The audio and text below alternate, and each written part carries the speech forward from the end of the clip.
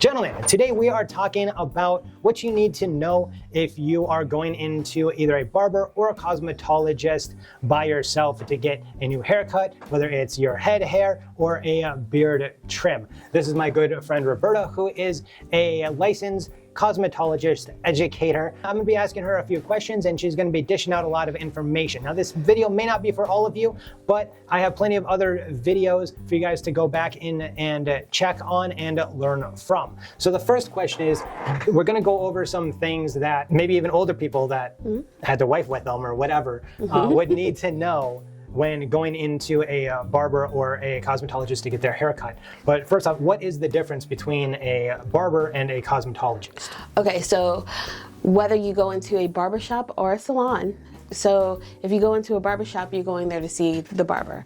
Barbers do more detailed work with blades and shaving. It's more detailed. As far as like cosmetologists, we still cut men's hair. We still groom men's beards, but we don't use any blades. Okay, and by blades you mean like a straight edge or even a safety razor. Correct. Like that type of a blade. And it might not be the same in every area, but in Illinois, that's pretty much how it goes. And from what I have seen, that is pretty much the universal, at least within the United States. What I have seen is that a lot of high schoolers, and myself included, that I went from being a freshman and my mom coming in with me and telling the stylist what to do to my hair. I never listened. And so I didn't know what to tell. I didn't know what to tell the stylist when I went in. I just would tell her to trim it up and to make it look nice. And luckily my stylist was very good and she said, so, you know, she didn't go into numbers and stuff because I didn't understand any of that and she knew that. So the first thing is definitely educating your client. But before that you educate them, what would you like a student or an adult that's always just cut their own hair or whatever to know before they come in to either get a trim up or to get a completely new style altogether? If you're coming into the salon and you've never had to explain the haircut before, bring a picture.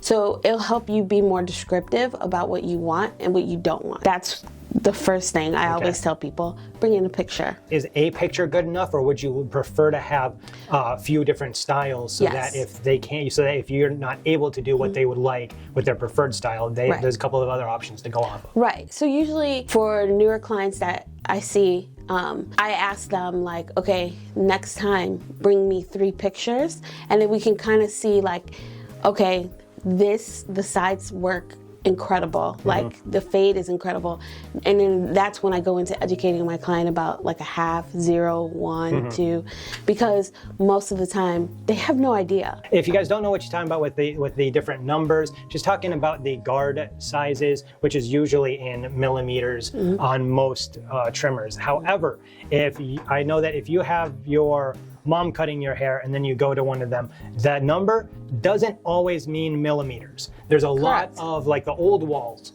weren't by numbers. Yeah, so the old Ulster is a little shorter. They cut a little shorter, so they cut a little closer. Right. So if you told me like a 2, I need to go a little bit longer. Okay, and then if it was a 2 millimeter, then you would know that they wanted a little bit shorter in there, therefore you could make that adjustment at that time. Yeah. What other things do you educate your clientele? So kind of get an idea of if you want to change your style, get an idea of what you want to change your style to. Make sure that it works for your lifestyle. Don't be have a professional job and be like, I want a mullet, you know, like. Never get a mullet.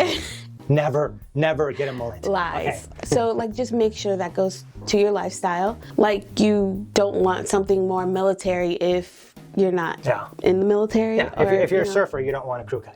Exactly. Most likely. Right. I mean, you might, but flat top. You know? You're right. Yeah. If somebody comes in with, let's say, a much shorter haircut, can you work towards a longer style throughout a few months without them just having to let it go? Right. Is that possible? If you have to be realistic. Like, Justin, don't come in and say like, I want Fabio hair. That's not gonna work. Ouch. You mean I can't get a mohawk?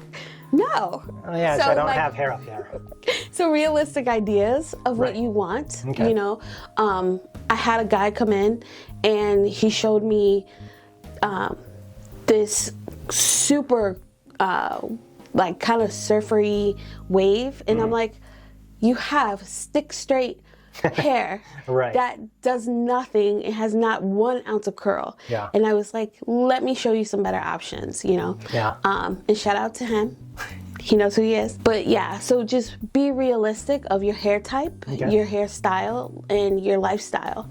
The other thing is be consistent with that stylist. Right. So if you're seeing one stylist and you're growing your hair out, and it helps you not having to explain over and over each time, unless they have notes on what you're trying to achieve. Right. Also, when you come in, don't let your hair go too long, because the longer you let your hair go on and you want it short or you keep it short, more than likely you can't see the pattern of where it was. The hair. The shape. Right. Yeah, you're not going to get that shape back, and more than likely you're not going to be happy until a couple of haircuts. That makes sense. And it makes it a lot harder to see what direction the hair pattern actually is and stuff with that. Yeah. So don't wait. What you're saying, if you ever notice, especially on younger boys, when they get a haircut, you'll notice that like the top of it doesn't grow at the same speed that the sides do. So you end up kind of with this kind of bozo looking haircut where the sides are much longer. Well, they can't see what it actually looked like. So if you go in there and tell them just to trim it up, they have no idea what the actual style was. Because we can't see any style. Right. You know? Because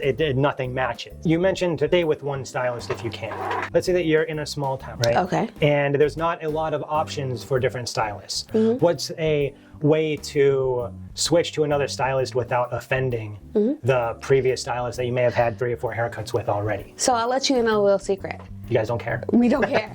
We're not going to be offended. We want you to be happy. That's the whole thing. You're paying. You're a paying customer. If I can achieve what you want and another stylist is more than happy to, that is wonderful. Or vice versa. If they didn't necessarily Want to make your mullet? right. Or sometimes, personalities clash, you know, and I've had a couple of those before I found mine. Sure. Hair. Yeah. So sometimes it doesn't necessarily always work with one stylist, and that's okay. Yeah. And trust me, we're not going to cry. You're not going to hurt our feelings. Now, what if you get a stylist that just doesn't want to shut up and you're one of those people that just don't want to... You like their work, but you're not one that wants to talk while you're getting your hair cut. Another secret, just close your eyes. If you fall asleep and they won't talk to you? Yeah. I had one that continued to talk to me even when I did that. Really? Yeah. So what would you say would be the good way to say, shut up, essentially? And be communicative, kind of tired. I need quiet time. And so just be honest with them. Be honest. I'm chatty now, yeah, but I'm not chatty behind the chair. That's not me. Right. I'm conversationalist. Like, how was your day? How are your kids? It should be like an 80-20 rule. Me 20, you 80. Right. That makes sense. Yeah. That makes total sense. If you are like, that's my cue, like, we are relaxing, If I could put like earbuds in some people's ears and let them relax, because sometimes people are coming into the salon just to relax, including me, because sometimes you gotta run away, I have seen where some guys will go from a barber environment to a chain salon and expect the same kind hot of towel deals. and all that stuff. Yes. So also do your research and make sure you know where you're spending your money. So if you're going into a salon expecting a barbershop experience, you're not going to be happy regardless, because that's not the experience that you were hoping for. Okay. Now, a lot of people don't necessarily pay attention to the time that they're going in to get their haircut. Oh. So how much time should you expect your haircut to take if it's just something simple and not something that's really involved or needs like a perm or something? Okay, so I'm going to break down everything. Okay. So a haircut should take anywhere from 15 to 30 minutes. Okay. And if it's like designs or whatever, maybe a little longer. So you would say to do the check-in at least a half an hour to 45 minutes before the closing time. Right. So give yourself an allotted time, the amount of time that your haircut is going to be. Right. Because you don't want to be one of those people that go in 10 minutes before closing and then you're upsetting the workers, because nobody likes having to work after they're supposed to be off. So just keep that in mind. I'm not paying him, people. Like, this is honesty right here. I promise you. She's not, and she hasn't ever even mentioned that to me, like, ever.